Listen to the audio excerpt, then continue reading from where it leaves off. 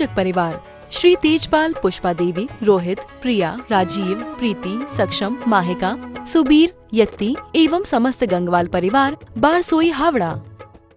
आज हम सभी पुनः 10 धर्मों के सोपान के क्रम में तीसरा सोपान पर आरोहण करेंगे।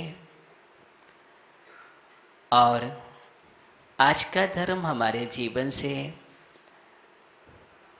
सहजता से जुड़ा हुआ धर्म है। सहज होना, सरल होना, मृदु होना, सौम्यता होना, वक्रता का अभाव होना, जड़ता नहीं होना, किसी भी प्रकार की कृत्रिमता नहीं होना, कोई बनावट नहीं है, कोई भी सजावट नहीं है, अपितु हमारे जीवन में स्वाभाविकता है। स्वभावभूत धर्म का नाम आर्यो धर्म है,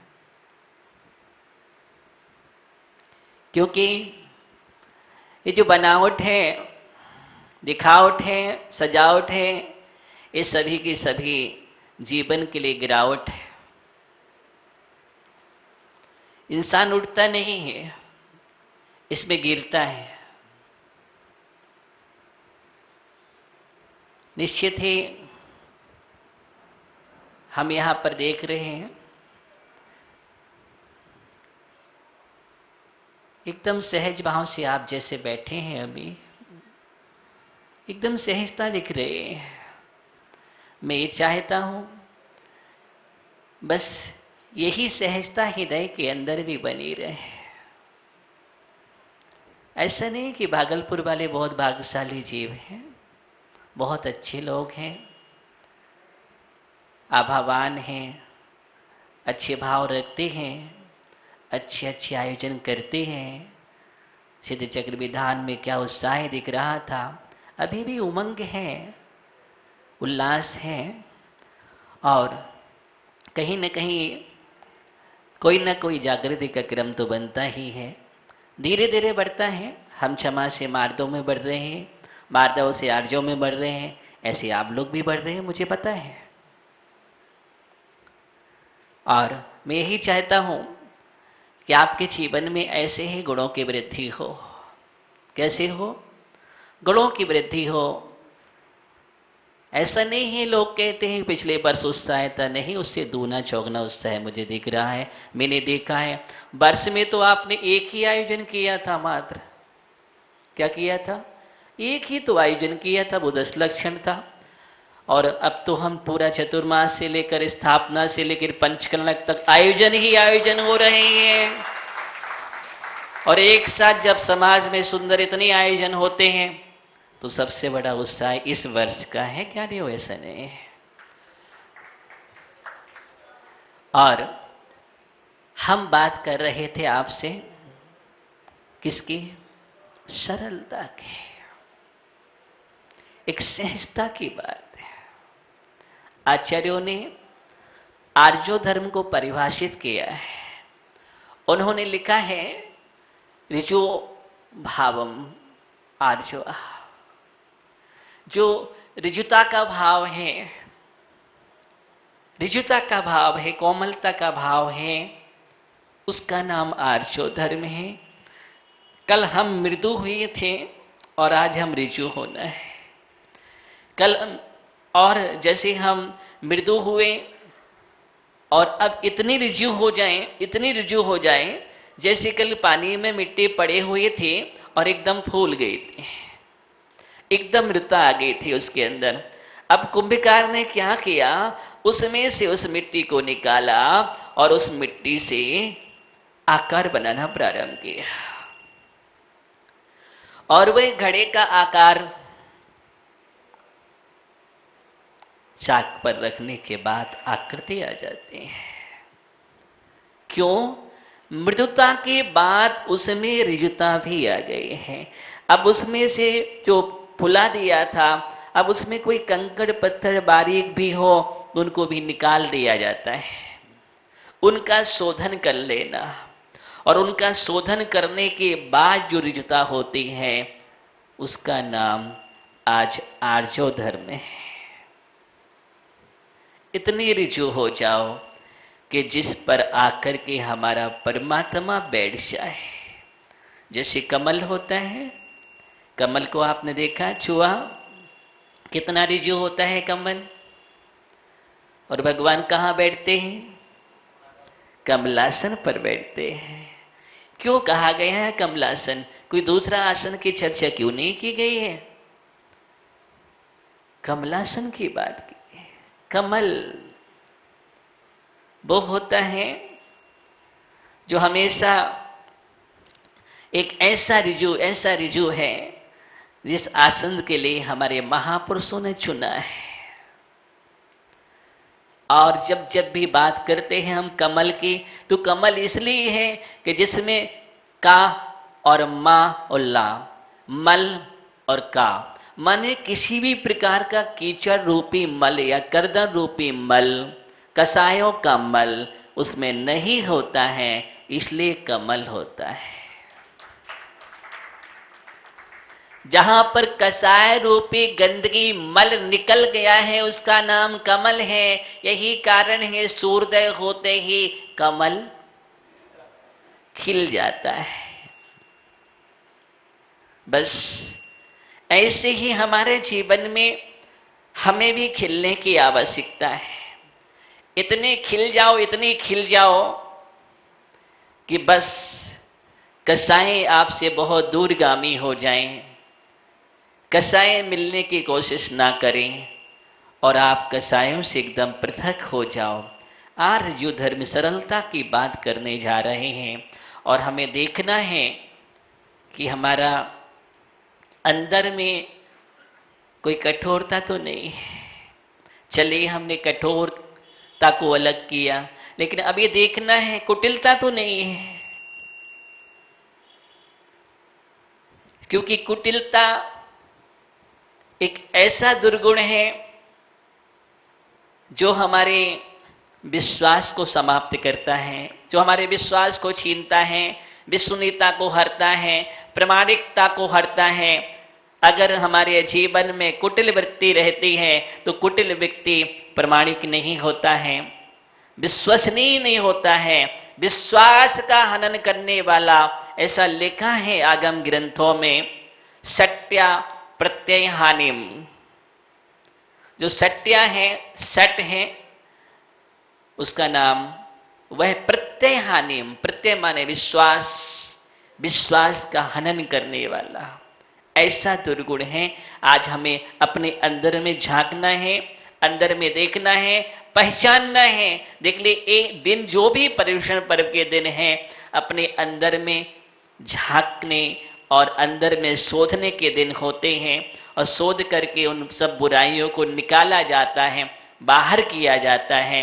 उसका नाम, जैसे आप बाहर में साफ सफाई करते हैं, स्वच्छ रहते हैं, वैसे अंदर के सफाई यान का नाम पर्वाधिराज पर्युषण पर्व है।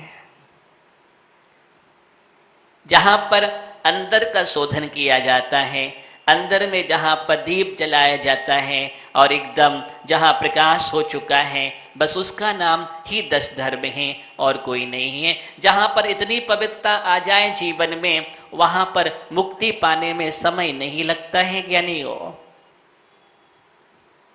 चलते हैं हम। क्या है सरलता? किसका नाम है? क्या है सहजता?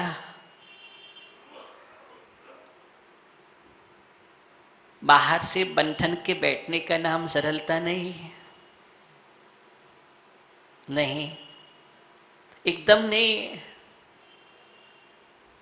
जहां पर मन एकदम सहज है, वचन भी सहज है, काय भी, उसका नाम सरलता है।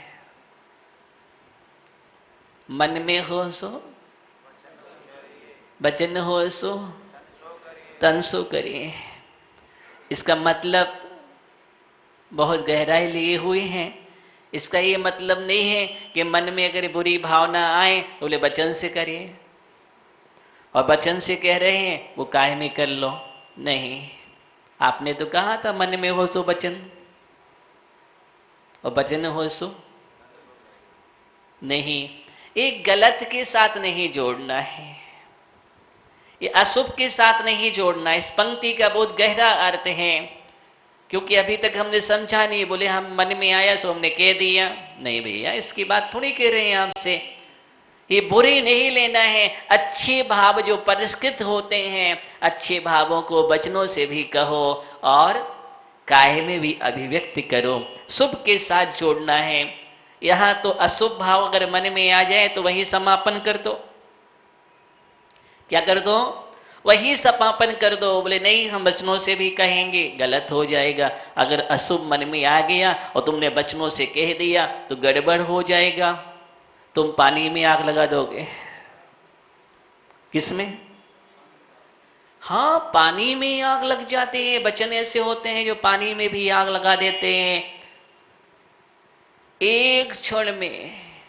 नहीं, मुझे आग नहीं लगाना है, मुझे तो बोलो ना बाग लगाना है। कितने ज्ञानी हो गए, देखो सीख गए ना। मुझे क्या लगाना है?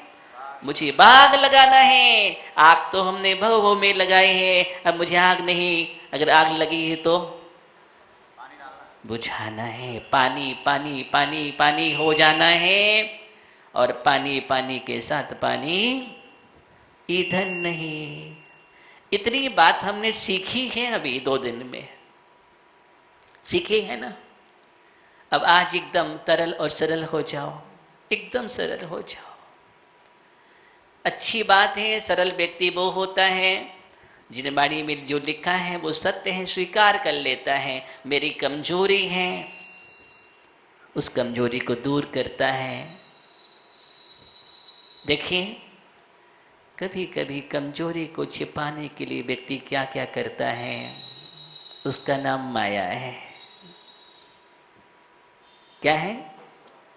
जो कमजोरी को छिपाने के लिए नाना कटक्रम करता है, उसका नाम माया है।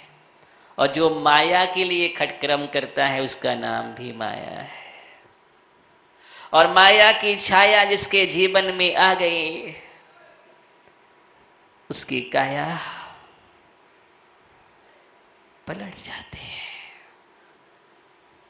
बस उस पलटने का नाम मायाचारी है। उस पलटने का नाम मायाचारी है। ज्ञानियों, एक बात ध्यान रखना। आचार्य ने कहा है, त्रियंती कुटिल भावम, त्रियंती कुटिल भावम सुगुण शरणा निगिट्टि मरणाना अचंते पाव बहला तम महाते ते रक्षा भड़िया। गौमर जीव कांड में कहा त्रियंश कौन है।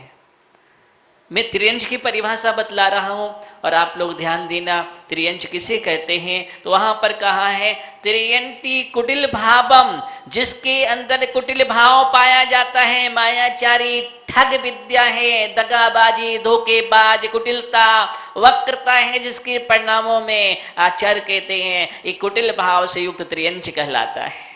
कौन कहलाता है? त्रियंश कहा गया है। इसलिए आपका काम नहीं है क्या? मायाचारी करना, छल करना आपका कार्य नहीं है। लेकिन आज हम भूलते चले जा रहे हैं, अपनी प्रकृति को भूलते चले जा रहे हैं, अपने स्वभाव को भूलते चले जा रहे हैं। और कभी कभी तो आश्चर्य लगता है कि जो त्रियंशों के गुण थे वो हम में आ गए हैं। बड़ा आश्चर्य हुआ। एक शैतान था, और शैतान कपट को लेकर के बाजार में चला बेचने के लिए, गधे पर लाद करके। और मार्केट में पहुंचा, और जब वो लौट करके आ रहा था तो उससे संत ने पूछा कि भाई, तुम कपट, छल प्रपंच लेकर के गए थे और बाजार में बोले बहुत अच्छा बिक्री हुई, बहुत अच्छा मार्केट रहा है। किसने कहा? उस शैतान ने कहा। बोले अच्छा ये बतलाओ सबसे पहले किसने खरीदा है?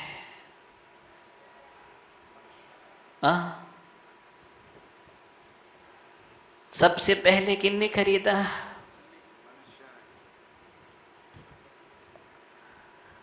बोले बस सबसे पहले स्त्रियों ने खरीदा है।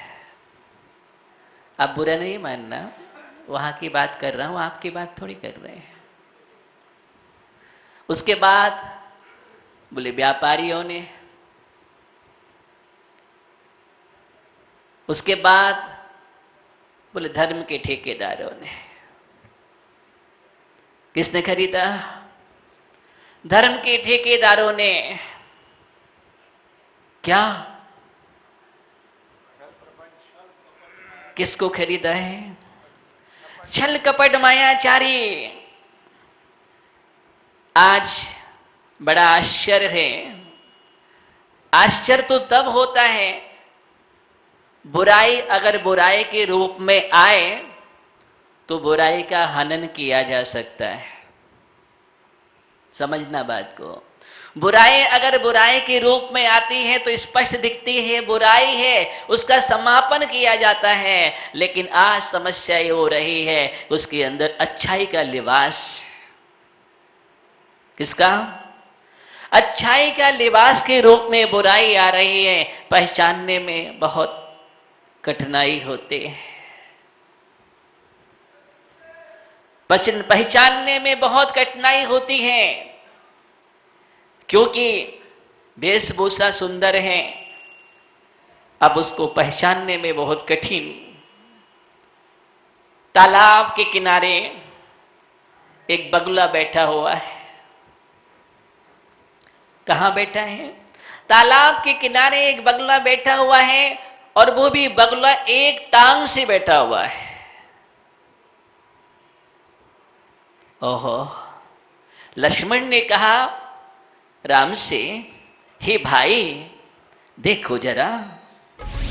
पुण्यार्चक परिवार श्री तेजपाल, पुष्पा देवी, रोहित, प्रिया, राजीव, प्रीति, सक्षम, माहिका, सुबीर, यत्ती एवं समस्त गंगवाल परिवार, बारसोई, हावड़ा।